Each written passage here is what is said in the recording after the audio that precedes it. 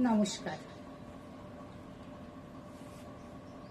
কবি সব্যসাচী দেবের লেখা কবিতা কৃষ্ণা। আমার কোনো শোক নেই, আমার কোনো বিষাদ নেই। হে কুরুবৃদ্ধগণ, আপনাদের নীরবতায় আমার কোনো ক্ষোভ নেই। পিতামহ ভীষ্ম, ক্ষমা করবেন, আপনাকে প্রণতি জানাবার স্থিরতা আজ নেই।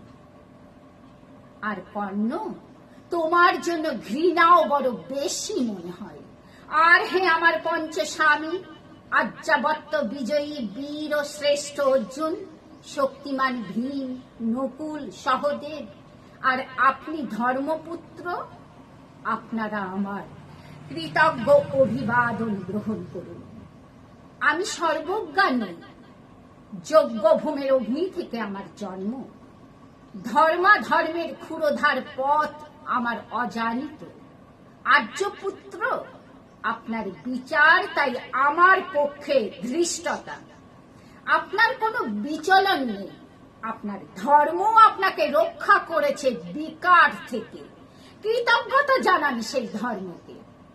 ভীমসেন, তোমাকে আমি ভালোবাসা দিইনি কখনো, তাই তা ফিরেও চাইনি না। শুধু তোমাকে আমার জিজ্ঞাসা ছিল ফাল্গুনী, ঊর্ধ্বচারী মৎস্যের ছায়ালীন চোখের থেকেও দুর্লক্ষ কি দুর্যোধনের বুক? বলো সত্য করে, প্রেম নয়, শুধু পৌরুষের আস্ফালনই ছিল পাঞ্চালী বিজয়ের পটভূমি? কিন্তু মিথ্যা প্রশ্ন। আমি জানি তোমার কোনো উত্তর নেই, যেমন নেই কোনো ভালোবাসা। তোমার শুধু আশা আছে। কৈশোর থেকে তুমি জেনে এসেছো বীর ও ভোগ্যা পৃথিবী আর রূপ ও মুগ্ধা নারী। জেনেছো একদিন ধৃতরাষ্ট্রের হাত থেকে ছিনিয়ে নিতে হবে কৌরব উত্তরাধিকার। জেনে এসেছো যেখানে যা কিছু সর্বোত্তম, সেখানেই পৌঁছতে হবে তোমাকে। শুধু এই কুমারী লক্ষ্যের দিকেই তোমার দৃষ্টি ধনঞ্জয়, তাই অনায়াসে তুমি সরে যাও এক নারী থেকে অন্য রমণীতে।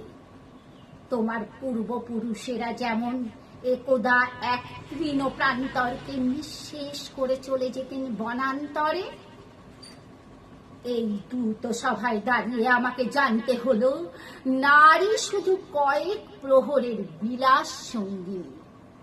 মণিময় হার, শত সহস্র তরুণী দাসী, দন্ত মাতঙ্গ গন্ধর্ব প্রেরিত অশ্বযূথ, আর আমি পাণ্ডুপুত্র বধূ, এক পংক্তিতে দাঁড়িয়ে আমরা সবাই অপেক্ষায়। পিতৃগৃহে যেমন দেখেছিলাম আহিরিনীরা দূর গ্রাম থেকে নিয়ে আসে তাদের পসরা, আর তার উপর ঝুঁকে পড়ে লুব্ধ ক্রেতার দল। আমাদের ব্যবহার করার জন্যে তেমনি উন্মুখ হয়ে আছে যারা আমার পতির আত্মীয়, আর আমাকে আমাদের বিলিয়ে দিচ্ছেন যারা, তারা আমার পঞ্চস্বামী। বিবাহের মঙ্গলসূত্র হাতে বেঁধে যারা একদিন আমার উপর নিয়ম সিদ্ধ করেছিলেন, তাদের অধিকার না। শুধু এই রত্নমণ্ডিত সভাগৃহেই নয়, আরো আগে আমাকে জানতে হয়েছিল আমার কোনো বাসনা নেই, নেই কোনো নিজস্ব ইচ্ছা। অর্জুন, প্রথম দেখার মুহূর্তেই আমার হৃদয় দিয়েছিলাম তোমাকে, অথচ আমার শরীরকে প্রথম আলিঙ্গন করলেন ওই মহাভাগ যার খ্যাতি ধর্মপুত্র বলে। ইন্দ্রপ্রস্থের সৌধ শিখরে যখন আছড়ে পড়ত নববর্ষার জলধারা, যখন আমার কামনা ছুতে চাইতো তোমাকে, আমার অনুৎসব দেহকে তখন আকর্ষণ করত অন্য কেউ, যে আমার স্বামী। বসন্ত রজনীতে, কিংসুকে, প্রমত্ত উল্লাস মুহূর্তে তোমার ব্যাকুল বাহু টেনে নিত আমাকে নয়, অন্য কোন যুবতীকে। বারে বারে আমাকে সন্তানবতী করেছে পুরুষ, তারা প্রত্যেকেই আমার আকাঙ্ক্ষিত নয়।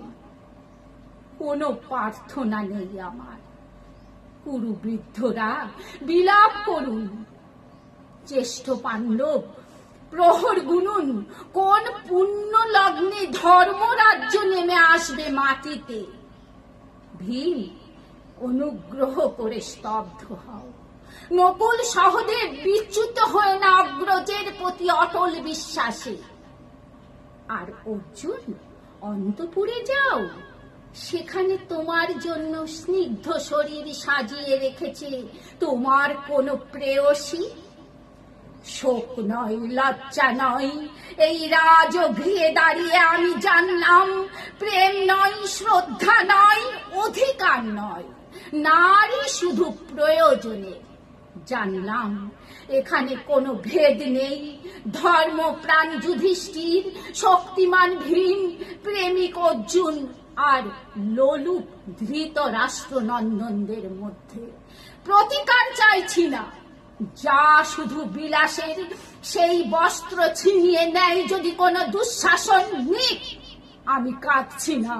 চারপাশে ভাসানের ডিঙায় পশুদের উদ্দাম নাচের ভঙ্গি আমি দেখছি না।